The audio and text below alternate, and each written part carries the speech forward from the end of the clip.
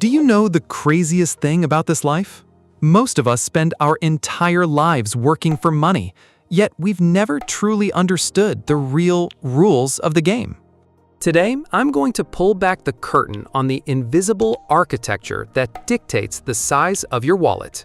1. The monetary illusion. Money is just a promise. Let me ask you honestly, what exactly is money? Books define it as a medium of exchange and a store of value, which sounds right but misses the core point. The core of money is the community's trust in an invisible promise. The paper bills or the numbers in your account have no intrinsic value. They survive solely on trust. If tomorrow morning society loses faith, what we call money could turn into scrap paper in a single day. People realized long ago that whoever controls trust controls power. So, they made the monetary system look like a magic trick so that ordinary people wouldn't dare ask questions. When you get paid, you aren't receiving wealth, you are receiving an IOU from society. You take that IOU and trade it for food because the seller also trusts that others will accept it next. If Jane sells burgers and David swipes his card, Jane gives him the burger because she trusts that number can be exchanged for supplies from her vendor. Therefore, whether you are rich or poor is determined not just by your balance, but by your purchasing power and the market's trust. The lesson everywhere is that if you understand money as a promise, you'll be less misled by the illusion of wealth and poverty. 2. The money printing machine, banks, and the fractional reserve scam. Let me tell you about a trick that sounds like magic called the fractional reserve trick. You deposit $10,000 into a bank and think they stash it all in the vault, but in reality, they only keep a small reserve. They lend the rest out to generate profit from interest rates. The mind-bending part is that when they lend, the bank doesn't physically take your money and hand it straight to the borrower, pocket to pocket. They create a new credit amount by typing numbers into the system, and money in digital form is born. Therefore, much of the money you see out there is actually one side of someone else's debt. If society simultaneously paid off all debt in one night, a huge portion of that digital money would shrink. You would then see liquidity vanish faster than ice cream on a summer sidewalk. This isn't movie fiction. It's the logic of the system based on credit. A mundane example is Jane selling items online, David ordering them, David paying in installments, and David's future cash flow is pre-tapped. When too many people are stuck in debt, purchasing power drops, revenue declines, and the circulation of money slows down. The lesson everywhere is that for safety, you must view the bank as a credit factory, not a safety deposit box. 3. The growth spiral. Interest rates make the system addicted to debt. I want you to remember one phrase. Interest rates are the engine forcing society to grow. If a $1 million loan has a 5% interest rate, you must pay back $1 million plus an additional $50,000 at the end of the term. That $50,000 doesn't fall from the sky. It must come from someone's cash flow or from new debt. Thus, the system tends to need more borrowing just to pay the interest, creating a cycle of debt piling on debt. This is why the economy generally prefers expansion, because standing still means interest rate pressure starts choking it. History has seen bubble phases where people used leverage to run faster than their actual capacity. When trust is high, everyone thinks growth is forever, and believing the latest trend makes people forget old risks. When trust breaks, liquidity vanishes, and those using leverage are the first to fall. See? Often, it's not that you're lazy, you're swimming in a pool with a wave machine named interest rates. The lesson everywhere is that you must manage debt cyclically and stop pretending that growth is always guaranteed. 4. The psychological trap, time traveling to spend. Honestly, people would rather look rich than be rich and look normal. So the system sells you a machine called time travel in the form of consumer debt. You pull the satisfaction of the future back into the present, paying for it with your labor 10 years from now. When Sarah sees her friends buying new things, she feels FOMO and tells herself, buy now, figure it out later. That's herd mentality. If the whole herd is running, you run too, even if you don't know where you're going. Advertising is masterful because it doesn't sell products, it sells identity and status. You weren't born needing that item, you were programmed to feel that lacking it means failure.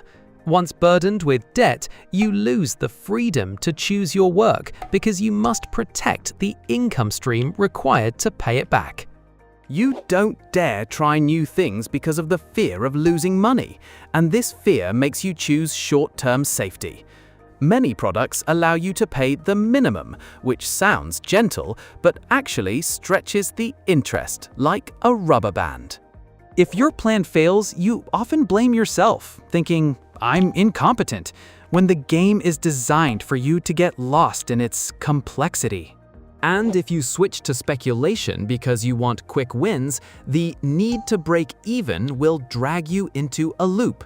When that loop is strong, you might become addicted to the feeling of clicking the button, more than addicted to profits. The lesson everywhere is that before every purchase, ask whether it increases your assets or your pressure. 5. The rich mindset. Debt is a tool, not an enemy. I don't hate debt.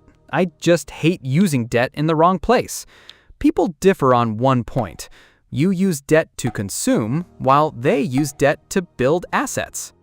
John borrows to buy a flashy item. That is usually a liability because it depreciates and generates no cash flow. Sarah borrows to buy something that generates cash flow, like a small business venture or rental property. In that case, Sarah's debt increases, but her assets also increase and have the chance to pay the interest rate with their own cash flow. Many jurisdictions even have policy incentives or tax benefits to encourage value-creating activities. So for the same dollar of interest, John pays with sweat, while Sarah strives to have her asset pay instead. This is when leverage becomes an elevator and consumer debt becomes a steep staircase. Smart players understand that compounding interest is an incredibly powerful force, but it must be applied to assets, not debt. $10,000 growing steadily at 10% per year sounds slow, but after a few decades, compounding interest can turn it into a very different number. Conversely, £10,000 in high-interest debt also uses compounding interest to eat away at your cash flow.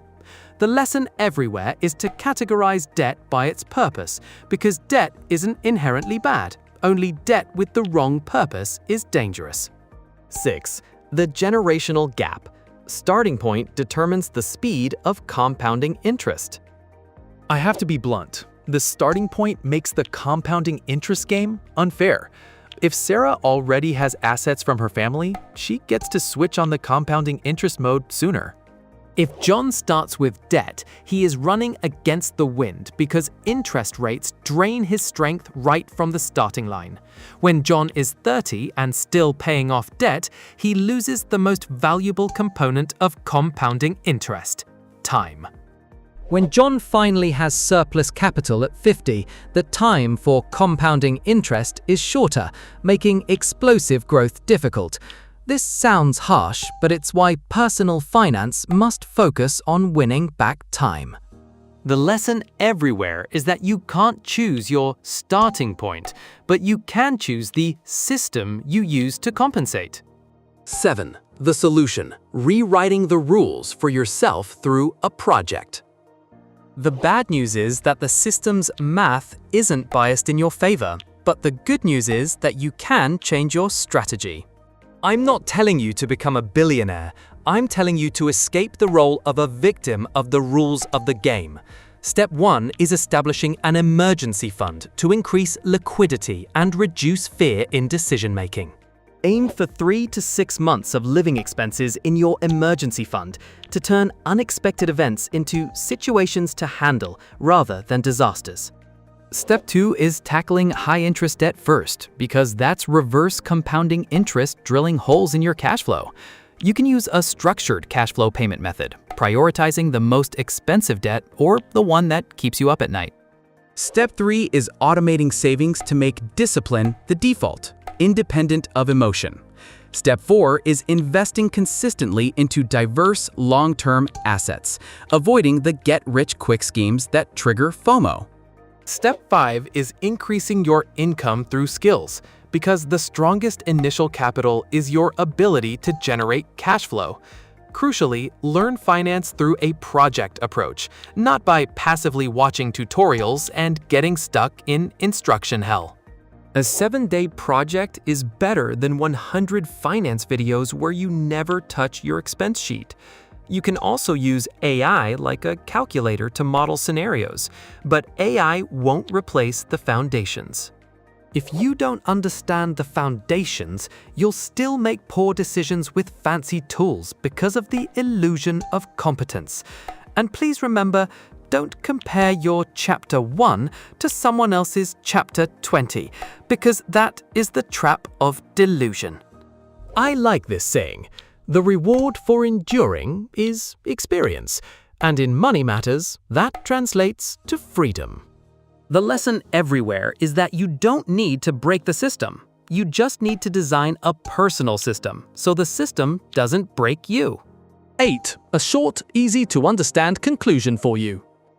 Today, you've seen that money is trust, and the system runs on debt and interest rates. You also saw how psychological traps like FOMO and herd mentality can drag you into consumer debt. You now have 2 life-saving questions. Is this an asset or a liability? And does it generate cash flow or create pressure? From now on, you choose. Either chase appearance or build freedom through small projects.